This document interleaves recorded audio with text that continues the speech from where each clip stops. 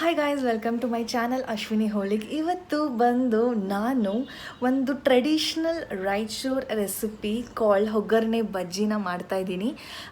So ಇದು ಬಂದು ರಾಯಚೂರಲ್ಲಿ ತುಂಬ ಮನೆಯಲ್ಲಿ ಇದು ಮಾಡ್ತಾರೆ and it is very simple, tasty and comforting ಅಂತ ಹೇಳ್ಬೋದು. ಆ್ಯಂಡ್ ಈ ರೆಸಿಪಿ ಬಂದು ಫಸ್ಟ್ ಟೈಮ್ ನನ್ನ brother in law Hi started cooking this and ಆವಾಗಲೇ ನನಗೆ ಗೊತ್ತು ದಟ್ ಓಕೆ ಈ ಥರ ಒಂದು ರೆಸಿಪಿ ಇದೆ ಅಂತ. It is very simple to cook also. So I think if you like homemade ಊಟ ಅಂದಾಗ I think this video is for you. So without any further ado ಬನ್ನಿ ನೋಡೋಣ.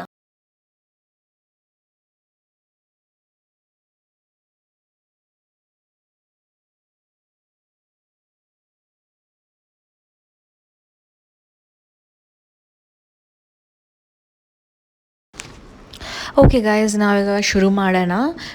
ಈಗ ಪ್ಯಾನಲ್ಲಿ ನಾವು ಒಂದು ನಾನು 4 ಸ್ಪೂನ್ ಎಣ್ಣೆ ಯೂಸ್ ಮಾಡಿದ್ದೀನಿ, ಅದು ಚಿಕ್ಕ ಸ್ಪೂನ್ ಆಗಿರೋಕ್ಕೆ. ನೆಕ್ಸ್ಟು ಬಂತು ಜೀರಾ, ಸೋಂಪು, ಸಾಸಿವೆ ಚೆನ್ನಾಗಿ ಫ್ರೈ ಮಾಡ್ಕೋಬೇಕು. ಸೋಂಪು ಜಾಸ್ತಿ ಹಾಕೋಕ್ಕೆ ಹೋಗಬೇಡಿ, ಹಾಕಿಲ್ಲ ಅಂದ್ರೂ ಪರವಾಗಿಲ್ಲ. ನೆಕ್ಸ್ಟ್ ಒಂದು ಹಸಿಮೆಣಸಿನ್ಕಾಯಿ ಹಾಕ್ಕೊಳ್ಳಿ. ನಿಮಗೆ ಖಾರ ಎಷ್ಟು ಬೇಕೋ ತಕ್ಕಂತ ನೀವು ಮಾಡ್ಕೋಬೋದು. ನೆಕ್ಸ್ಟು ಕರಿ ಲೀವ್ಸ್ನ ಕೂಡ ನೀವು ಕಟ್ ಮಾಡಿ ಹಾಕಿ. ಎಲ್ಲ ನಾವು ಏನೇನು ಕಟ್ ಮಾಡ್ತೀವೋ ಇದರಲ್ಲಿ ಎಲ್ಲ ಚಾಪ್ಡಾಗಿರಬೇಕು. ನೆಕ್ಸ್ಟ್ ಬಂದು ಆನಿಯನ್ ಹಾಕಿ ಚೆನ್ನಾಗಿ ಫ್ರೈ ಮಾಡೋ ಟೈಮ್ಗೆ ನಾವು ಈ ಪಫ್ಡ್ ರೈಸ್ನ ನಾವು ಸೋಕ್ ಮಾಡಬೇಕು. ಸ್ವಲ್ಪ ಜಾಸ್ತಿನೇ ಹಾಕಿ, ಯಾಕಂದರೆ ನೋಡೋಕೆ ಅಷ್ಟೊಂದು ಇರುತ್ತೆ, ಬಟ್ ನಾವು ಕುಕ್ ಮಾಡಿದಾಗ ಅದು ಸ್ವಲ್ಪನೇ ಆಗಿಬಿಡುತ್ತೆ. ಅದಕ್ಕೆ ಚೆನ್ನಾಗಿ ಸೋಕ್ ಮಾಡಬೇಕು. ನೆಕ್ಸ್ಟು ನಾವು ಟೊಮೆಟೊನೂ ಹಾಕಬೇಕು.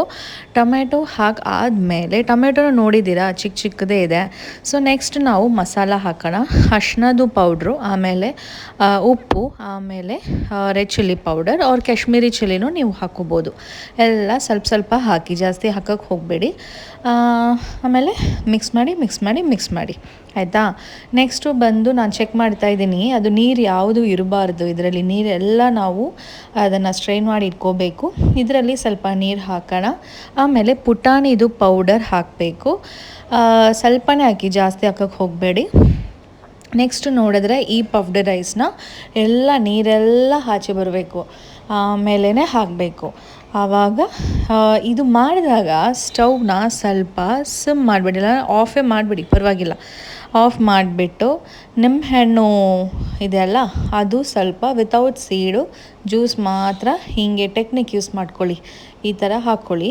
ಆಮೇಲೆ ಕೊರಿಯಾಂಡರ್ ಲೀವ್ಸು ಸ್ವಲ್ಪನೇ ಹಾಕ್ಕೊಳ್ಳಿ, ಜಾಸ್ತಿ ಹಾಕೋಕ್ಕೆ ಹೋಗಬೇಡಿ. ಸೊ ನಮ್ಮದು ಒಗ್ಗರಣೆ ರೆಡಿ ಆಯಿತು. ಚೆನ್ನಾಗಿ ಎಲ್ಲ ಮಿಕ್ಸ್ ಮಾಡಿ ಇದು ಬಂದು ರೆಡಿ ಆಯಿತು. ಇವಾಗ ನೆಕ್ಸ್ಟ್ ನಾವು ಬಜ್ಜಿ ಮಾಡೋಣ. ಸೊ ಬಜ್ಜಿಗೆ ಅಷ್ಟೊಂದು ಈ ಥರ ನಮಗೆ ಇದನ್ನು ಅಷ್ಟೊಂದಿಲ್ಲ, ಸ್ವಲ್ಪ ಇಂಗ್ರೀಡಿಯೆಂಟ್ಸೇ ಬೇಕಿತ್ತು. ಬಜ್ಜಿಗೆ ಇದು ಮಿರ್ಚಿ ಬಜ್ಜಿ ಅಂತ ಹೇಳ್ತಾರೆ. ಇದು ಜೆಪ್ಟೋಲಿ ಸಿಗುತ್ತೆ, ನಾನು ತಗೊಂಡಿದ್ದು.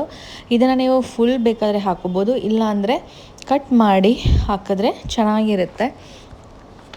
ಸೊ ಅದು ಒಂಥರ ಬ್ಯಾಟರ್ ತಿನ್ನೋ ಥರ ಇರುತ್ತೆ, ಅದಕ್ಕೆ ಈ ಥರ ಹಾಕ್ಕೊಳ್ಳಿ. ಸೊ ದ್ಯಾಟ್ ಎರಡೂ ತಿನ್ನೋ ಥರ ನನಗೆ ಫೀಲ್ ಆಗುತ್ತೆ. ಇದಕ್ಕೂ ನಮಗೆ salt, red chilli powder, ajwain, main ingredient ಬಂದು ಕಡಲೆ ಹಿಟ್ಟು, ಆಯಿತಾ.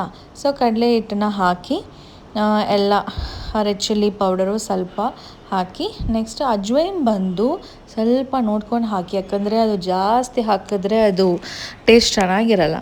ಸ್ವಲ್ಪ ಹಾಕಿ ಚೆನ್ನಾಗಿ ವಿತೌಟ್ ಲಮ್ಸ್ ನಾವು ನೀರು ಹಾಕಿ ಬಜ್ಜಿ ಕನ್ಸಿಸ್ಟೆನ್ಸಿಗೆ ಬರಬೇಕು. ಅಲ್ಲಿ ತನಕ ಚೆನ್ನಾಗಿ ಮಿಕ್ಸ್ ಮಾಡಿ ನಾನು ಫಾರ್ವರ್ಡ್ ಮಾಡಿದ್ದೆ.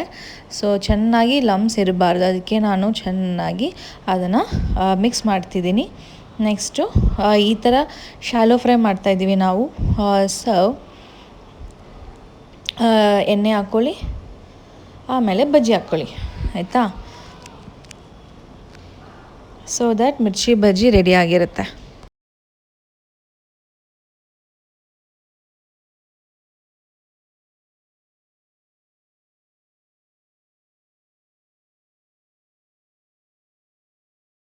ಗೈಸ್ ಸುಮ್ಮನೆ ಹೇಳಲ್ಲ, ನಿಜವಾಗ್ಲೂ ಸಖತ್ತಾಗಿತ್ತು ತಿನ್ನೋಕ್ಕೆ. ಇದು ನಿಮಗೆ ಬಜ್ಜಿ ಬಂದು ಜಂಕ್ ಆ ಥರ ನಿಮಗೆ ಅನಿಸಿದ್ರೆ ನೀವು ಕರ್ಡ್ನು ತಿನ್ಬೋದು. ಇಡ್ಲಿ ಪುಡಿ ಅಂತಾರಲ್ಲ ಆ ಥರ, ಅದು ನಾನು ಸಪ್ರೇಟ್ ಇನ್ನೊಂದು ಸತಿ ನಾನು ವೀಡಿಯೋಲ್ಲಿ ಹಾಕ್ತೀನಿ. ಅದು ಮತ್ತು ಕರ್ಡ್ ಜೊತೆ ತಿಂದರೆ ಅಂದ್ಕೊಳ್ಳಿ ಸಖತ್ತಾಗಿರುತ್ತೆ.